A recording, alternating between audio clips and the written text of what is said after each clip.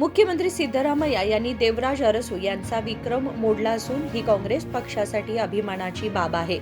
या उंच पदापर्यंत पोहोचण्यासाठी त्यांनी खूप मेहनत घेतली आहे। मुख्यमंत्री सिद्धरामय्या यांचे मी मनपूर्वक अभिनंदन करतो, असे वक्तव्य मंत्री सतीश जारकिहोळी यांनी केले। हुक्केरी शहरात केडीपी बैठकीसाठी आले असताना त्यांनी माध्यमांशी संवाद साधला। ಕಾಂಗ್ರೆಸ್ ಪಕ್ಷಕ್ಕೆ ಅವರಿಗೆ ನಮಗೆಲ್ಲ ಒಂದು ಹೆಮ್ಮೆಯ ವಿಷಯ। ಬಹುದಿನಗಳ ಒಂದು ದಾಖಲೆ ಇವತ್ತು ಮುರಿದಿದ್ದಾರೆ। ಸೊ ಒಳ್ಳೆಯದು, ಯಾಕಂದರೆ ಅವರು ಬರಲಿಕ್ಕೆ ಭಾಳಷ್ಟು ಶ್ರಮ ಪಟ್ಟಿದ್ದಾರೆ, ಹೋರಾಟ ಮಾಡಿದ್ದಾರೆ। ಸೊ ಒಂದು ಸ್ಥಾನಕ್ಕೆ ಬಂದಿದ್ದಾರೆ, ಅವ್ರಿಗೆ ನಾವೆಲ್ಲ ಅಭಿನಂದನೆಗಳನ್ನು ಸಲ್ಲಿಸ್ತೀವಿ। ಸಾಕಷ್ಟು ಜನ ಇನ್ನೂ ಅವರೇ 2 ವರ್ಷ ಮುಂದುವರಿಬೇಕಂತ ತಾವು ಕೂಡ ಮಾತಾಡಿದ್ದೀರಿ। 5 ವರ್ಷ ನಾವೆಲ್ಲ ಭಾವಿಸಿದ್ದೀವಿ, ಅವ್ರಿಗೆ ಇರೋದು 5 ವರ್ಷ ಅಂತ। ಸೊ ಈಗ ಸುಮಾರು ಅರ್ಧ ಆಗಿದ್ದಾರೆ, ಇನ್ನು ಅರ್ಧ ಇದ್ದರೆ ಒಳ್ಳೆಯದಂತ ನಾನು ಹೇಳಿದ್ದೀನಿ, ಅವರು ಹೇಳಿದ್ದಾರೆ ಸ್ವಂತ। ಬೆಳಗಾವಿ ಅಧಿವೇಶನದ ಕೂಡ ಅವರು ಹೇಳಿದ್ದಾರೆ।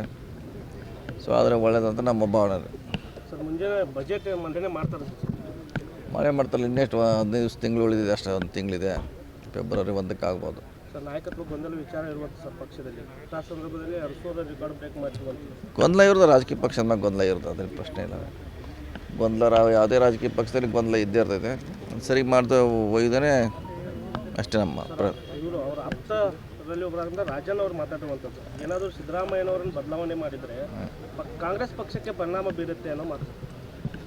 ನೋಡೋಣ, ಅದ್ರ ಬಗ್ಗೆ ಸಮಯ ಬಂದಾಗ ಅದ್ರ ಬಗ್ಗೆ ಚರ್ಚೆ ಮಾಡಿ। ಈಗಂತ ಅಂಥ ಸಂದರ್ಭ ಬಂದಿಲ್ಲ ಇನ್ನೂ, ಈಗ ಅವರೇ ಇರ್ತಾರೆ, ನೋಡೋಣ।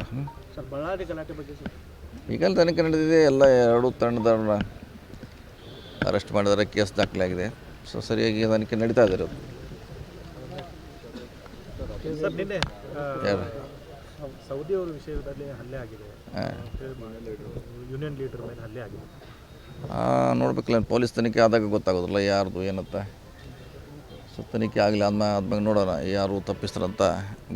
बळ्ळारी येथील गोंधळ प्रकरणी चौकशी सुरू असून गुन्हा दाखल करण्यात आला आहे आणि अटकही करण्यात आली असल्याचे त्यांनी सांगितले। सचिन कांबळे, KMM मराठी, हुक्केरी।